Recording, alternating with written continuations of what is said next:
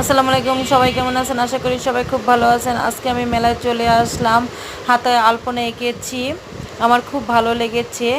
মেলায় এসে দেখলাম এত সুন্দর করে মেয়েরা সেজেছে যা বলার বাইরে। অনেকে যার যার স্বামী নিয়ে এসেছে, আবার অনেকে বয়ফ্রেন্ড নিয়ে এসেছে।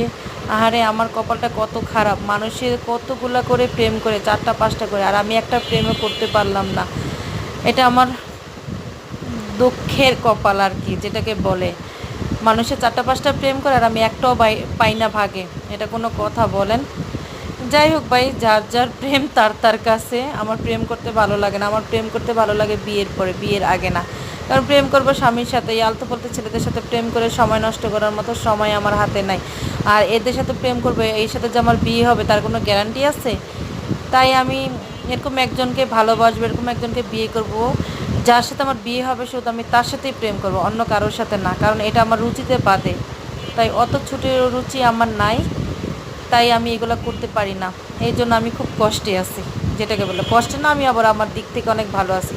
কারণ আমি আমার আত্মসম্মান নিয়ে থাকি, এটাই আমার কাছে অনেক কিছু। সবাই আমাকে সাপোর্ট করবেন, আমি আপনাদেরকে সাপোর্ট করব। আসসালামু আলাইকুম, ভালো থাকবেন, দোয়া রইল। আল্লাহ হাফেজ, গুড বাই।